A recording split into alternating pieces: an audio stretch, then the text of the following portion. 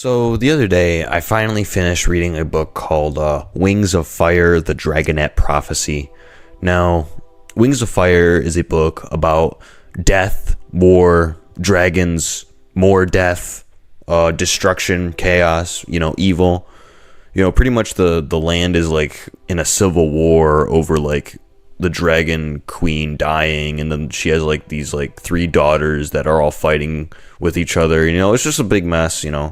I'm not gonna get too into it, but like, yeah, no, basically there's just a civil war going on, and all the dragons are like killing each other over who they want to be the next queen. But the book isn't really about the three sisters fighting. I mean, it is, but like they're not the main characters. The main characters are these five mentally and physically disabled children that live under a rock. Yeah, they have a couple disabilities. Like Sunny is physically disabled. She's a dwarf. She's just a lot smaller than everyone else.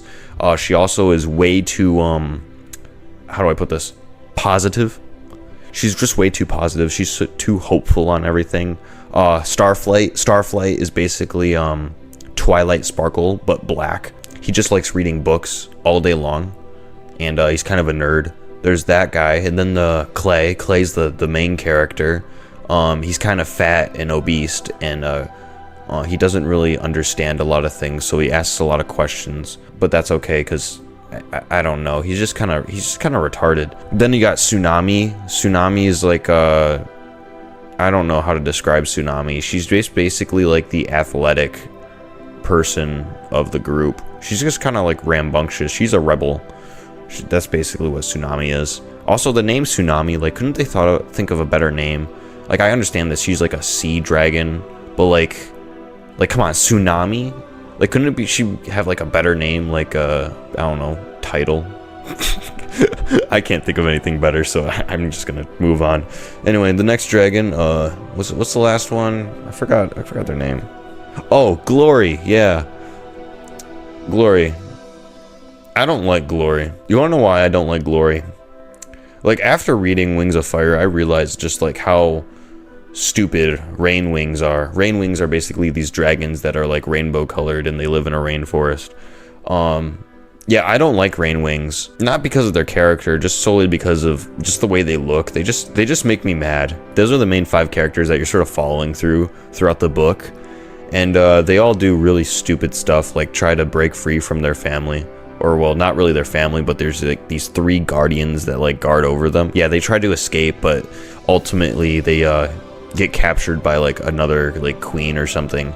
And the queen puts them in like a gladiator tournament, and they all have to fight these like fat dragons that they duke it out with these dragons in the arena. Also, like there's this one dragon like Clay meets up with. Her name's like Peril, and she's basically like on fire the entire like book. Yeah, no, she's cool. She obviously has a crush on Clay, but Clay's too stupid to understand that, and Tsunami's kind of jealous about it. There is definitely like a lot of romance in this book, but like it doesn't, none of it works because Clay's retarded.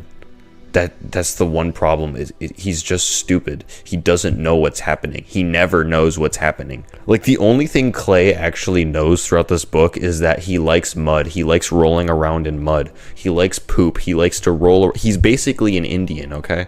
Like, I don't know how else to describe this character other than he's stupid, he likes mud, and he's bad at picking up women. Well, he's not even bad at picking up women, because like he's great at it. He just doesn't know. Like, he doesn't know anything. Like, I don't know how else to describe him. He's just kind of retarded. But yeah, throughout the book, they eventually like, escape the arena. Clay goes to go meet his family, only to find out that he doesn't have a family. I mean, he does, but like they're all like his brothers and sisters, and like it's kind of hard for me to describe what happens at the end of the book, because the end of the book just feels so mushed. Like, okay, so this book is segmented into acts. Like, there's Act 1, Act 2, and Act 3. Act 1 and Act 2 are fine, right? They're okay. But then Act 3 is just sort of smushed into the very end of the book, and a bunch of stuff happens at the very end. And I don't know how to feel about that. It just feels like kind of like the book was rushed towards the end, because this book's not very big. It's only like 300 pages long, and Act 3 is like 50 pages. So Act 1 is like 1/3 of the book. Act 2 is like I don't know, up to 250 pages, and then Act 3 is just like this like small section that has a bunch of stuff going on within like only 50 pages. It's kind of crazy. I think it was a bit rushed. I think the book should have ended at Act 2. Also, I gotta mention about how much violence actually happens in this book. Like, a couple dragons get their face melted off, you know, some of them get massacred. There's a dragon war that happens. Well, we don't actually get to see the war happening, but, like, we get to see the aftermath, and, you know, there's just, like, a couple dead bodies.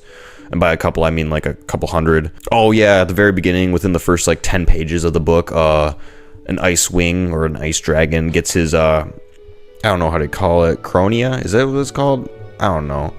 Basically, he gets his skull caved in by, like, a tail or something by another dragon, and then he gets thrown off a cliff. Also, a child gets aborted at the very beginning. What else? I know there's more. Oh, yeah. A few broken necks happen throughout the book. Someone gets their throat ripped out. Another dragon gets their face melted off. I think I already mentioned that. But yeah, no, there's a lot of violence that happens in this book. A lot of violence. But the only thing that really takes it apart from the whole dark fantasy type thing is the fact that the characters are retarded. That's literally the only thing that's saving this book from being a dark fantasy. The main characters are just stupid. Like, I know I sound like a bad person for saying that, but it's true. Like, go read this book and you'll know what I'm talking about. Now, if there's one thing I really don't like about this book is that it suffers from something that a lot of books suffer from, and I think it's not even just like it's not something that I can really hate on too much, because every single book does this, but it's just something I hate about books in general. The first, like, 100 pages of the book, nothing will happen. They're just sitting under a rock the entire time, and it's super annoying. Like, whenever I go to pick up a new book and like something cool happens in the prologue, and then there's this like 100 pages of just them sitting in the village. It's just so boring. Like, oh my god, get on with the story. But yeah, no, I understand why they do it, just to establish characters, establish connections, and, you know, really build up, you know, a lot of rising action, I guess. So I get why it happens. It's just I kind of hate it. But luckily, guys, there is some good news. There is a graphic novel version of this book. So if you don't want to read it, there is a graphic novel that you can read, I guess. I don't know how much different the graphic novel is from the actual book. I can't think that it's like too much different, because I mean, it should be the same. I never actually read the graphic novel. I read the actual book, so I wouldn't know. Also, apparently there was supposed to be like an animated like movie of it, but that never got into fruition. So that sucks. I don't know how they would have made it an animated movie, because that'd be a lot of work, honestly, because they're all dragons, dude. Like, that's like a hard to animate thing, you know? It's like, you got 4 legs and a wings, dude. That's tough. But yeah, no, dude, it was a good read, good book. I'd rate it solid 8.5 out of 10, solely because I think Act 3 did very poorly on, I don't know. It just felt clumped, dude. Act 3 really felt short, like too short. I think the book should have been, instead of 300 pages, should have been 400. It should have been a 400-page book, just to establish Act 3 a lot more if they wanted to sort of add that to the end. Other than that, like, if they, I think what would have made the book better if they just cut it off at Act 2. If they really were scrunching on time, they should have just cut it off at Act 2. But I understand that they needed to, I guess, establish Act 3 for the next book being The Lost Heir. And I look at the next book, and I'm looking at the cover, and I can't help but think about Monster Hunter 3. It just looks like Monster Hunter 3. I'm sorry, it does. But anyway, yeah, no, that was Wings of Fire. That's my thoughts on it. I think Wings of Fire is a great book. I never really grew up on Wings of Fire. I just sort of started reading it just now because I heard about it when I was going through school, and I was like, oh, the book looks kind of gay.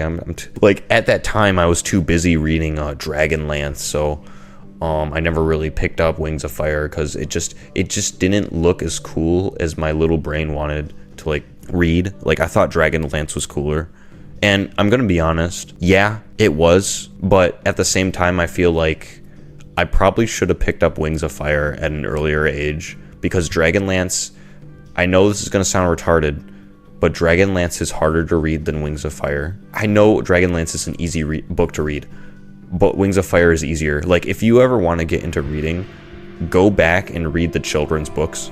Like, go back and read middle school books, because, like, if you go to read, like, I don't know, Metro 2033, you're not going to be able to get through, like, the first 5 chapters, dude. You won't be able to do it because it's so boring. I know this makes it sound like the book's bad, but like I told you before, the first 100 pages is just them going to be sitting in a freaking town for like forever. And a lot of books suffer from that. And I think that's the reason why books and like reading is sort of gone downhill, is because it's just so boring getting through the first couple of chapters, dude. It's just so boring. It's why I don't write books. I make comic books. I don't like reading. But yeah, that's my thoughts on book 1. Yeah, no, it was pretty cool. I know my upload schedule has been pretty terrible as of late. It's just absolutely awful. Just like the most retarded upload schedule ever, and it's really hurting my channel. I need to fix that. I really do. I need to go back to my weekly uploads. I don't know if that's possible at the moment, but I'll try. I'm still trying to. But yeah, that's pretty much my thoughts on Wings of Fire. Great book. I will be reading book 2, and I will do a review on book 2. I have like 8 books, so like I'm pretty sure there's more than 8 books in the series, but I have the first 8, so I'm gonna do the review all the way up to 8, and then maybe if I still like it, I'll probably get more. But yeah, that's pretty much about it. More content to come.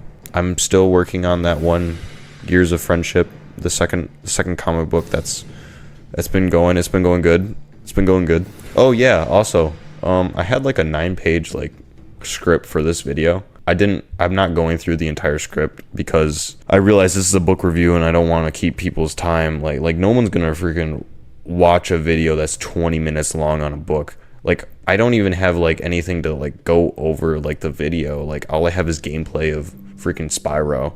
So it's just gonna be like a really boring video to listen to. So I decided to just sort of give my thoughts on the book because it's a review. It's not a narration. So yeah. Anyway, sorry for the long outro. Yeah, that's pretty much about it. All right. See you in the next one. Okay. Bye.